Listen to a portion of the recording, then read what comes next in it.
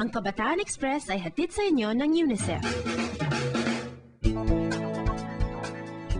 Kumakain ba kayo ng isda? Sa ulat ng Sarangani Province Bureau, makikilala natin ang mga kabataan na tumutulong para magkaroon ng isda sa ating mga hapagkainan. Itong kanilang ulat.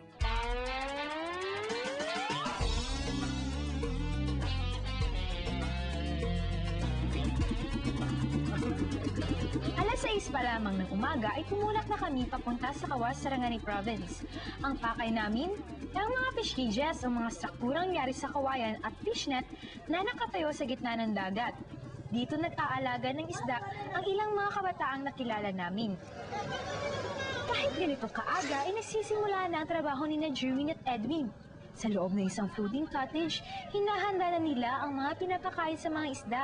Pagka-isda sa isa ka fish cage. Sa kabangag, na 800 sa kalibo, kanina 2,000 niyo. Kahit na medyo nakakatakot tumuntong sa mga kawayan sumasabay sa alon, talibang na rin kami sa panonood sa kanilang ginagawa. Bukod sa pagpapakain sa mga isda, nililinis nila at tinatahi ang net para matiyak na wala itong butas na maaaring labasan ng mga isda. Kwento nila sa amin, masama man daw ang panahon, maalon man daw ang dagat, pumapalaot pa rin sila para pakainin ng mga isda. Sanay na raw sila at hindi na rin nila iniinda ang lamig na madaling araw. Minsan daw, kapag may panahon ay namimingwit din sila sa labas ng fish cages. Masal niya dire sa kilid-kilid, sa fish cage, mga makakuha mi. Imong itigom ba, baligya na mo.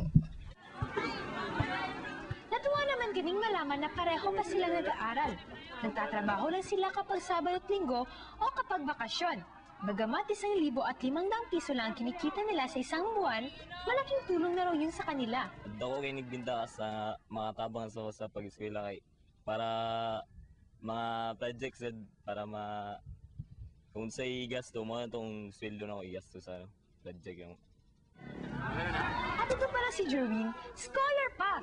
Ngayong taong ito'y magtatapos siya sa isang science high school. Bala ko gusto kong may isang civil engineer, tapos gusto kong makatulong sa mga magulang ko at gusto kong may pagmalaki ang apelido na to.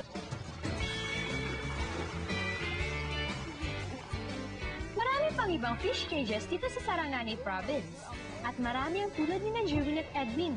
Nagtatrabaho sila para makatulong sa kanilang mga pamilya at maaga nila natutunan ang paghahanap buhay at pagtayo sa sariling paa.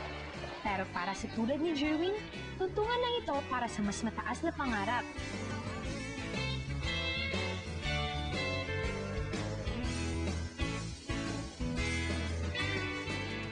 Ang Kabataan Express ay hatid sa inyo ng UNICEF.